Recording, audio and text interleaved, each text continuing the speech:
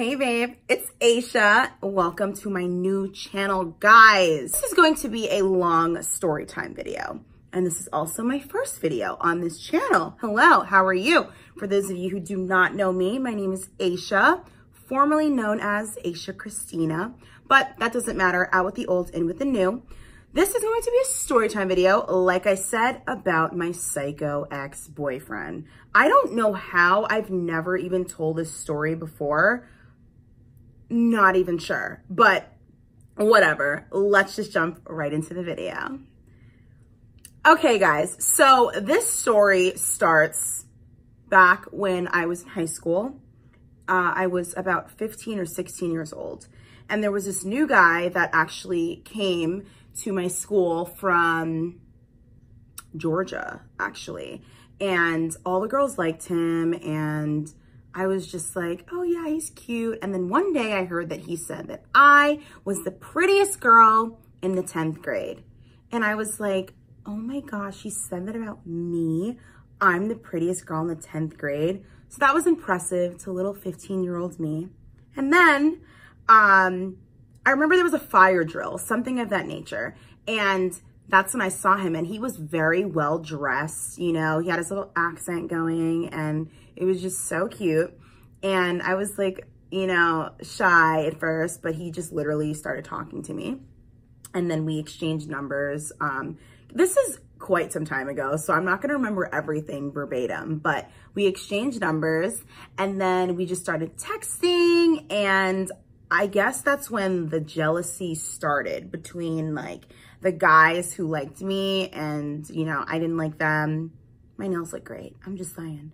And then also the girls that liked him, they were, you know, I don't know. It felt like everyone was just in our business. So ultimately I would go over his house with my brother because I wasn't really allowed to go over, you know, guys' houses. And he actually lived about 5 minutes away from me. And we both also lived near my school, my high school that I was attending at the time. Fast forward, I did notice that he was very mean to, you know, my friends and people in general. He was just not a nice person. And then I didn't care because I'm thinking, oh, well, he's just nice to me, so it doesn't really matter. Then I found out he literally had a baby. Like, he was having a literal baby. But I guess I didn't care because the baby mother was back in Georgia and he was here. So he was going to live his life here. And, you know, honestly, when you're literally, you know, your frontal lobe isn't developed until you're 25, you know, realistically. So you do tend to make very irrational, thoughtless, you know, decisions when you're young. You know what I mean? Like, oh, you have a baby? It doesn't matter. Like, you know, she's not here, you know? Whatever. Yeah, we started dating and it was cute in the beginning. He got me this bracelet that said his name and my name. Let's name him,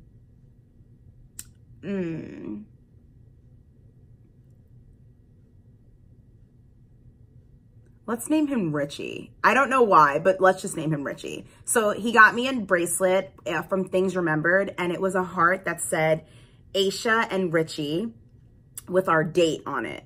And I was like, oh my gosh, this is so cute. You know, I'm very impressed. And I remember it just started so weird. The dynamic started changing very early on. We had third period in classrooms that were next to each other. And I've never kissed, you know, a boy, you know, before. And, you know, it was like such a big deal. Like, when are we going to kiss? When are we going to kiss? Because I don't know. I'm just saying, like, until you kind of kiss somebody, like, things are still kind of awkward. Like, the space is just awkward. Like, once you kind of just like do that, it kind of makes you, you know, just like more comfortable. Am I making sense? Like, it just makes you feel more comfortable, like, with that person. So I wasn't eager to do it, but it just felt like, I don't know, just like weird energy per se. Like, and I'm not going to initiate it because I feel like you are the man. So you know, should be making the first move in terms of that. And then I remember, you know, having third period next to him, and every single day, third period, after third period, he'd tell me, oh, I just heard this rumor about you. Oh, I heard that rumor about you. I mean, rumors galore were flying, you know, when I was in 10th grade. I felt like I've never been so disliked in my entire existence, you know, at the time, my whole entire, you know, 15, 16 years of living. And I've gone through so much drama. I mean, there were girls that would literally text his phone and literally say, Asha was at the library at 3:30 p.m. And I remember when a girl texted him saying that, and I wasn't even in school that day. And she literally texted him saying that. And it was just so much drama. And actually there was this guy that was older than I was. He was 18 and he had a crush on me. And we talked, you know, when I was like 14, but it didn't really go anywhere. This person was never my boyfriend. Like, there was never anything that ever went down between us. So when I started dating Richie, I felt like he was trying to intimidate Richie. And I was protective of that because I felt like I really like Richie. And the older guy, let's name him Brian. And Brian was older and, you know, just, I don't know, like just trying to intimidate him. So, and wait for him like outside his classroom. And I don't even know why Brian was doing this, considering he was literally hoeing around the universe and literally dating girls in like the other school. So I went to like, let's say I went to like, you know, Over the Moon East. Like, he was dating girls in Over the Moon West, because I went to a school that's literally like, you know, something East. And then he was dating girls that were also in, you know, the West school. And I was just like, this hoe. And so I don't know why he was even bothered by me literally dating someone that was younger than him. And, you know, it didn't make sense to me. Richie was a year older than me, and Brian was a year older than Richie. So the age sequence would be, let's say I was 16. 16, Richie was 17, and Brian was 18. So yeah, I don't know. I don't understand what the conflict was, but I basically told, you know, the principal, I want, you know, Richie separated from Brian. If, you know, just keep on the lookout for Brian trying to, you know, start something with Richie, because I cared for Richie. So fast forward, a lot of rumors were being spread. I don't know where they originated from. It was insane, the stuff I was hearing allegedly about me. Like, I really don't get it, you know, but I know now that it was definitely a lot of jealousy going on and a lot of people in our business. And things started to take a turn for the worse around the month of December. 2010, the month of December, I was trying to break up with, you know, Richie, because he was going back to Georgia, I guess, to spend Christmas or something with his family.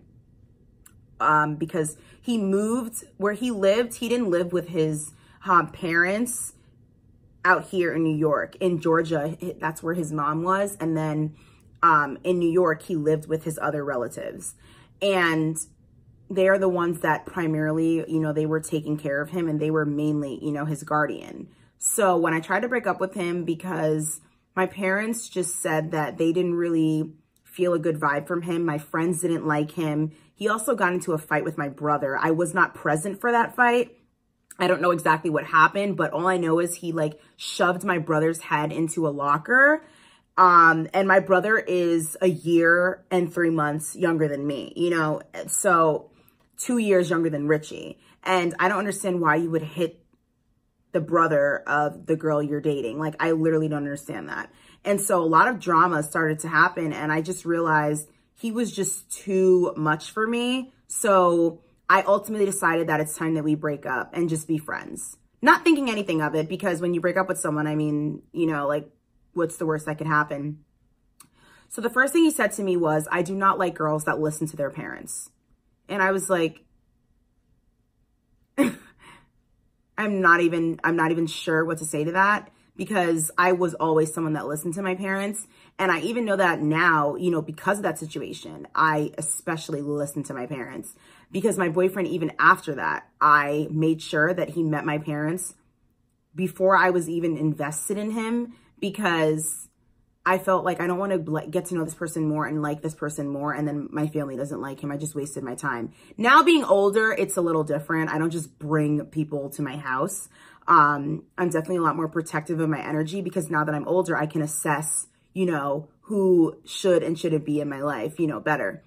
But anyways, he told me that he doesn't like girls that listen to their parents, and I was just like, okay, but I just don't understand why we can't be friends. And basically he was saying he was not allowing me to break up with him. And I was just like scared. So I still stayed, and I didn't know any better, you know? And then I remember he was gone, you know, in, you know, Georgia, and I was out here, and I did notice that he was very controlling very early on, but I didn't know better. So I thought it's because he really, really cared.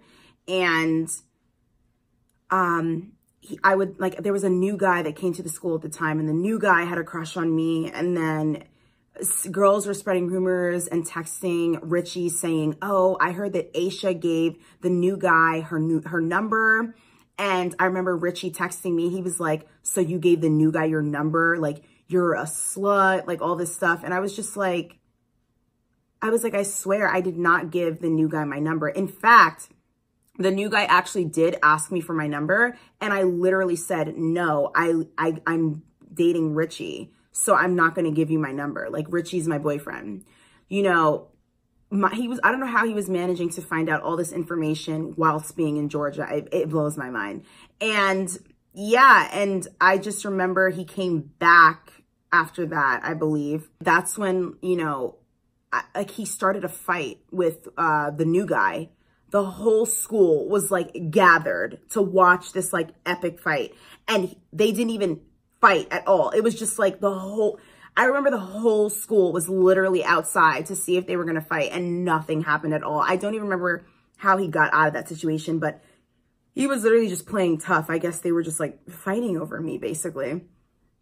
And to me, that's not my thing. Like, I'm not attracted to people that are fighting over me. Like, I'm not into that. And at the same time, he would still be, you know, mean to me and, you know, very verbally abusive.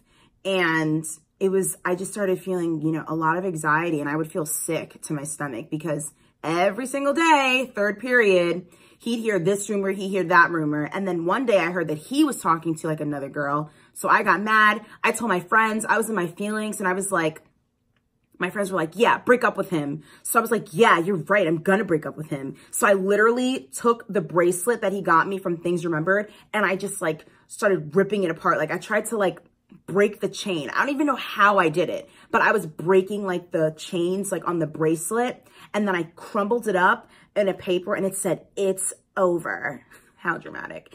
And I crumbled it up with the bracelet in it, and then I threw it at him. And I remember him like backing me into a wall. He was like, no, like, I care about you. Like, what are you doing? Like, you know what I mean? And I was like, I'm done with you. It's over. Like, you literally started talking to another girl. And I think secretly in my head, I was kind of happy about it, because I felt like, oh, this is a take it out. This is a take it out. Like, he won't, like, you know, force me to kind of be with him anymore.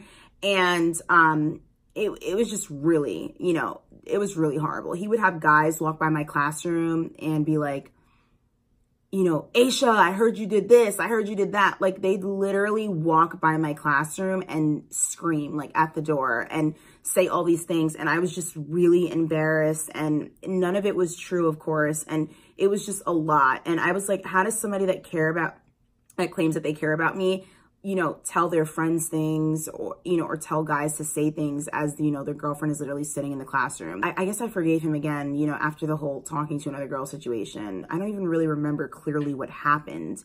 And he got me another bracelet. And I was like, wow, like, I guess he really must care about me, because he got me, you know, he replaced the bracelet that, you know, that I broke.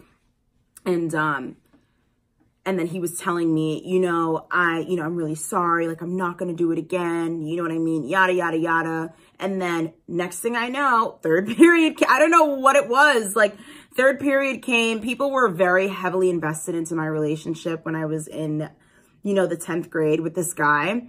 And I hear another rumor. Oh, I heard that Richie's not going to kiss you because he heard that, you know, you did this, this, and this behind the staircase. What? Like, the year basically just started in September. How could I have done all this activity when none of this stuff was being said about me in 9th grade? I literally don't get it. And it just started to feel very lonely after a while, because I literally felt like I literally tried to break up with this person already, like twice, and they literally won't let me break up with them. It's like, and I'm scared, you know, to break up with this person, because he was clearly the type of person that would say anything out of his mouth. Like, he did not care at what expense he was saying anything out of his mouth, you know? And then I remember one day, he went back to Georgia, and I was so relieved, because I'm like, okay, I'm going to get a break from him. And cousin and I, actually, we were, you know, friends, and we got close because, you know, I was, you know, dating, you know, Richie. And like, me and, you know, Richie's cousin's relationship grew very strained, because Richie was so, you know, obsessed with, I don't know, Brian, the older guy. He kept telling me that he thinks I still talk to him, which was not true. And I started one day receiving random IMs, like literally saying that they're going to slice my face. They're going to like rape me. Like, they knew where I was at all times. And I mean, there were fake Facebooks made out of me. There was fake emails. I was being emailed by a fake email under my own name. It was a Yahoo account, and I couldn't figure out who it was. And at the time, BBM was very popular. And I would get random BBMs from people being like, oh, I heard you did this. Is that true? And it was just so, it was a lot on me. And then I remember one day I was sitting in my room, and all of a sudden there's a mass BBM. So, you know, I don't know if you guys remember, but when you get a mass BBM, it's in purple. So that's how you know it's a mass BBM. And for some reason, Richie knew everybody. I don't know how, but he was very well connected. I don't know how he didn't even live here. I thought at the time that he just moved there, but really he was always kind of here, but going back and forth. I don't really even know what the circumstance was, but he knew a lot of people. So he sent a mass BBM saying Asha, and then my last name, you know, my last name is Foster. And he would be like, Asha Foster is 3 months pregnant. How am I 3 months pregnant when literally I'm a virgin? Like, I literally don't understand that. That doesn't make any sense. And of course I knew that, but people literally were believing that. And then I remember one day I got a phone call from this girl, like the same day. And she goes, is it true? And I was like, what is what true? And no, this is actually before I saw the BBM. She goes, is it true? And I said, is what true? And she goes, are you 3 months pregnant? And I was just like, are you joking? I'm literally, like, my stomach is literally flat. I literally have never in my life did anything with anyone. I don't know how I could be pregnant. That doesn't make any sense. And she goes, well, check your phone, because, you know, Richie sent out a mass BBM. And I was like, are you joking? My phone started going off. I started getting so many messages. It was crazy. And mind you, he's doing this out of nowhere, literally from Georgia. Like, why? I have no idea why he's doing this to me, like out of nowhere. And then he would literally post I remember one day I was sleeping and I woke up in the car, and my brother showed me on Facebook that he like posted one of my pictures and was like, look at this ugly monkey, and was making fun of me. And people were, you know, reacting to it, like laughing, and all the girls, it felt like all the girls didn't like me because they liked him, and they would be laughing and stuff. And it was just really interesting, because people that I thought were my friends were entertaining him doing things like this to me, and, you know, making me look stupid on Instagram, not on Instagram, on Facebook, and, you know, BBM, and making mean statuses about me and all this stuff. It was very treacherous. And I even remember one day we were play fighting, and he literally made me like he hit me in the back of the knee and I literally started crying because my knee gave out. And he was like, you better stop crying before you go downstairs. I'm not playing with you. And I was like, okay, like, what am I going to do? Keep crying? You know what I mean? Like, I'm literally scared. I remember another time I was in McDonald's and he literally came into McDonald's because he was mad at me because he always felt for some reason that I was playing him. And I don't know where he got that from. Like, I was literally only ever exclusively dating him. I don't know where all these accusations and allegations came from. And so he would hear these things, and because people were, you know, adding wood to the fire, saying these things out of jealousy, they would fuel him to act on them. And instead of being obviously a sane person and saying, hey babe, I just want to ask you, is this true? He was just reacting. And he didn't even mention them to me. Like, he would just literally react. So I would always be the last to know what is going on and what I was stepping into. And then, yeah, he walked into McDonald's and he literally slapped my food on the floor. Like, in front of everybody. Like, he did not care who was around. Like, this is the type of reckless person he is. All the while he's simultaneously bullying me all, you know, from across the state, he was bullying his baby mother as well. And her and I actually became friends on Facebook or BBM at one point. And it just got really strange because at one point she was actually trying to get with me. And I just was like, what is happening? And then I remember another day, like, he literally posed as her on BBM and I fell for it. And then basically he convinced me to give him her number. And I don't even remember how she did it. And I remember she just changed her number. And the only reason why I was even talking to her is because I felt like she was the only one that could relate to me on how sociopathic,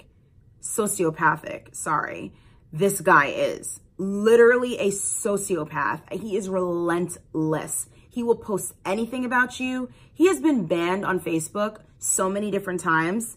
He has a billion fake accounts. It makes no sense. He's literally a psycho. And then I remember the only way that all of this stuff stopped was because literally I couldn't take it anymore. He sent me a picture of the gun he was going to shoot me with. I was scared to come to school because I didn't know who was, you know, anonymously IMing me under a fake alias, telling me that, you know, I need to watch my back. Like, I was very, very afraid. And I just felt very unsafe because he always knew where I was and I couldn't figure out how. He just had eyes everywhere. We also live in close proximity to one another. And I was honestly cyberbullied for 1.5 years straight.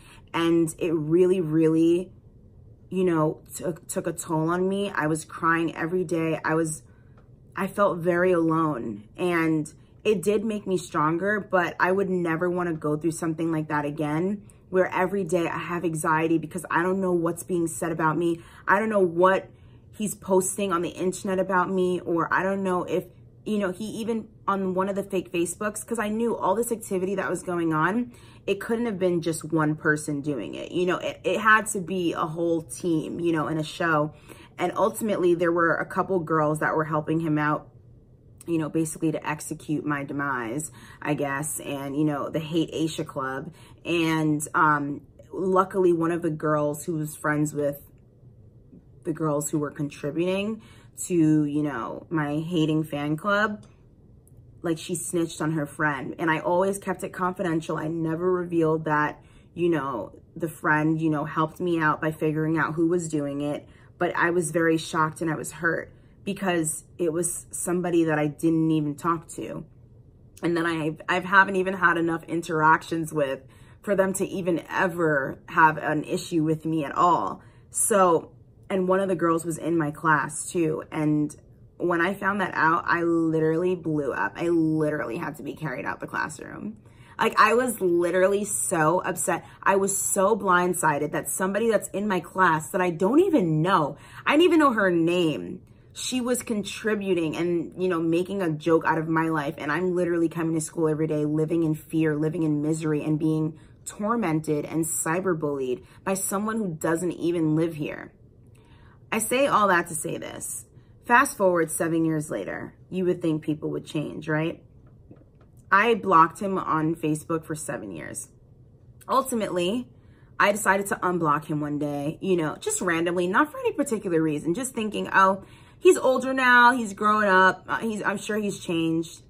Literally within a week, he found my Facebook again, and he wrote on my wall, and he was like, yo, do you remember me? And I was like, of course I remember. The person that cyberbullied me was verbally abusive, and I had to literally call the cops and make a case out of this in order for you to stop harassing me.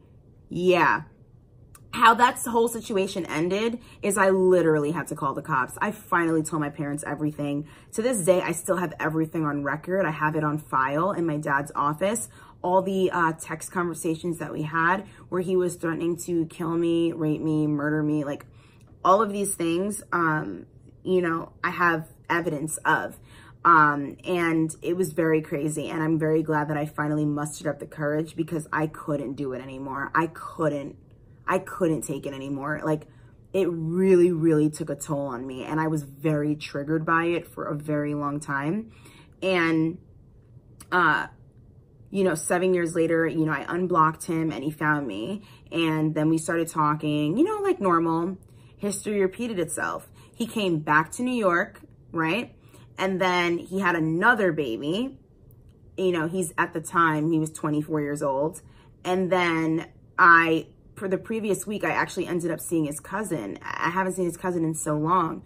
And so I went over their house, you know, to just hang out with them, because it was old times, and they are really fun. And not for nothing, I really genuinely do like his family.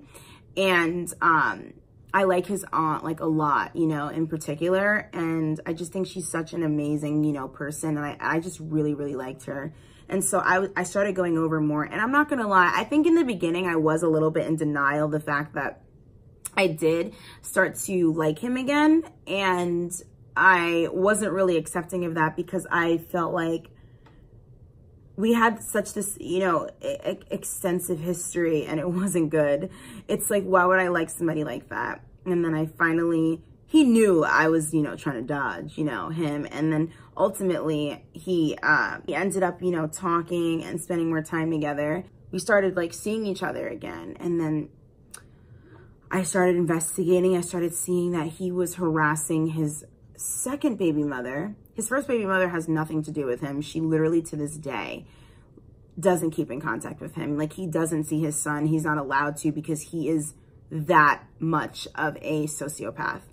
And it was the same patterns where I started noticing, okay, wait, how much did you possibly change if I go on Facebook and I see that you're calling your second baby mother a whore, a slut, you are posting personal videos that she sent you in privacy to your Facebook account.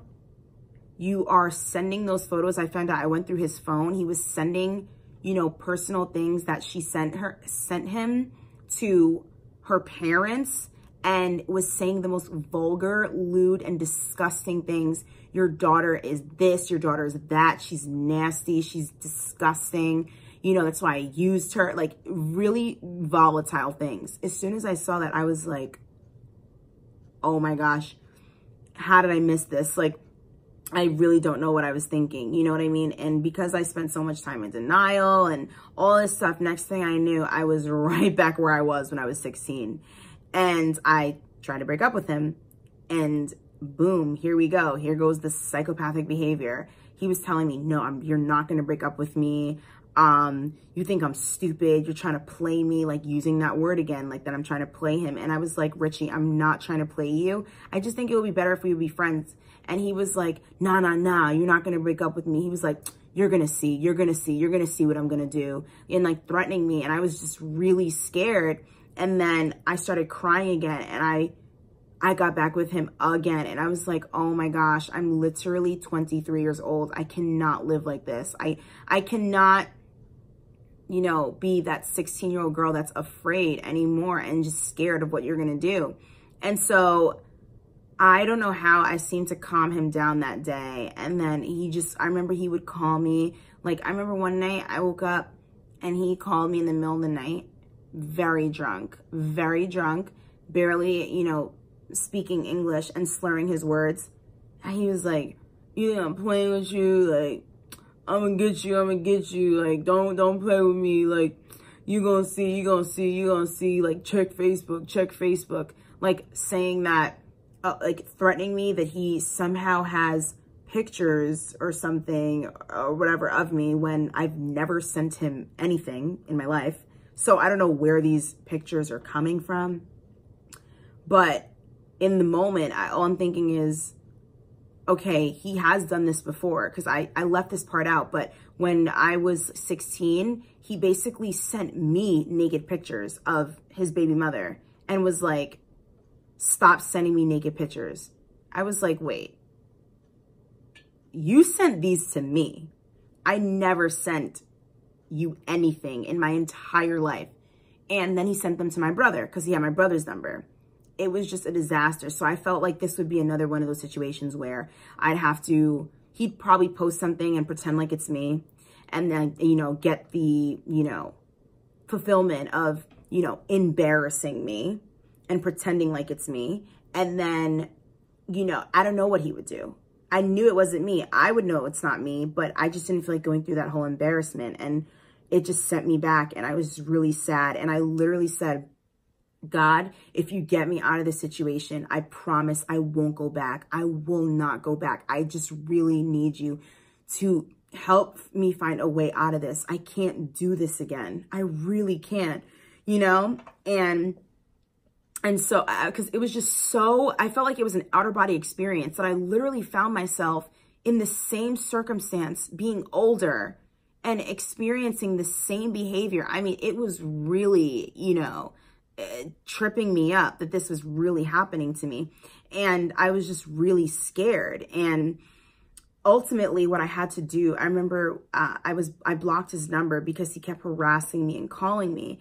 And then he would generate fake numbers, I mean, almost immediately, and text me like, you think blocking me is going to do anything, you know, and just like cursing me out and being like, you think I'm playing with you? Like, I'm going to get you, all of these threatening things, until one day I was just like, you know, I remember January hit and I was just thinking to myself, I got to get out of this. Like, I need to figure out a way how to get out of this. And I called his uncle and I was like, I don't know if you know what happened when I was 16 years old, but your nephew basically was very verbally abusive, you know, sometimes, you know, a little bit, you know, physically. And I can't go through it again. I can't do it again. And he's harassing me and he's threatening me and he's threatening to, you know, I don't know, you know, put me like on, you know, blast, or I don't know, you know, just being very mean to me and not giving me the respect and the space to say, you know what, if this is, you know, not something that you want to do like a sane person, then that's okay. I respect that. Move on. Instead, he's literally, you know, like, no, you're not going to break up with me. Oh, I'm sick of you trying to play me. You're playing with my feelings, all this stuff. I never intended on playing with his feelings. As soon as I figured out that he was literally the same sociopath, of course I wanted to leave. And that's what I tried doing. And he literally wouldn't let it happen. And so his uncle literally spoke to him and said, you know, like, don't worry about it. He's not going to do anything to you and all this stuff. And all I'm thinking is, God, I hope this time that it actually works, you know? And I remember immediately after I got off the phone with his uncle, he texted me again. And he was like, you think talking to my uncle is going to do anything, you stupid bee? Like, I'm like, yo, if this doesn't work, I'm going to have to call the cops again, because I need to get some sort of restraining order, because he's very relentless and he won't stop. And luckily it ended right then and there. Moral of the story is, ladies, when people show you who they are, believe them. In my case, I tried to leave the person and they just wouldn't accept me leaving them, you know? And it was just a very sensitive situation, because at one point I was too young to even know any better. And then I was older now, and I, you know, as soon as I figured it out, I was trying to back up again, and I still had to experience, you know, some verbal abuse, you know, and you know, kind of play and dance around his feelings a little bit to get him to, you know, simmer down so I could keep him at bay, at least until I don't know, I came up with my next move or something like that. It was a very traumatizing experience for me. And honestly, even to this day, he's still trying to keep in contact with me. And he actually recently messaged me on Instagram about 2 weeks ago. And I'm not even answering him. I'm not giving him the time of day. I'm not going to try and be, you know, nice, because he's somebody that I cannot have in my life, because I know what it felt like to open that door out of the kindness of my heart and literally be sucked back into my life when I was 16 and I was dating him, you know. And then also cyberbullying. This is before any cyberbullying, you know, rules or laws were passed. So, you know, I was literally cyberbullied, you know, for so long. And so even to this day, I get very, you know, nervous, honestly, about, you know, the things that people say and stuff, because I know what it feels like, you know, when a bunch of people are, you know, coming at you at one time, or having fake accounts, or having fake, you know, things, you know, spread about you. And it really does suck, and it really does take a toll on you. And luckily I made it, and I'm very happy. And now I know the signs, you know, of somebody that's temperamental, and I have a very good, you know, I guess for, you know, sensing any guy that tends to be very, you know, temperamental, and, you know, just like very, you know, quick-tempered. I have a, you know, a very good eye for that. So I steer very clear away from people that have temperament issues. I won't deal with it. I won't deal with it. And I have zero tolerance for that in my life. So thank you guys so much for sitting and watching this story. Hopefully you grabbed a snack. I was craving tomatoes, I will have you know, all day, and I don't know why. And so I've been like eating these. These are, you guys don't even care. Anyways, they're sun-dried tomatoes. But anyways, let me know what you guys want to see next. Okay, let me know if you guys want to see another story time video, a makeup tutorial, another collab with Paige. Like, just let me know any, you know, sort of topics that you guys want me to cover. I thank you guys so much for watching this video. Welcome to the new channel. Welcome to the whole rebranding. You are officially part of the A-team. I love you guys so much, and I'll see you guys in my next video.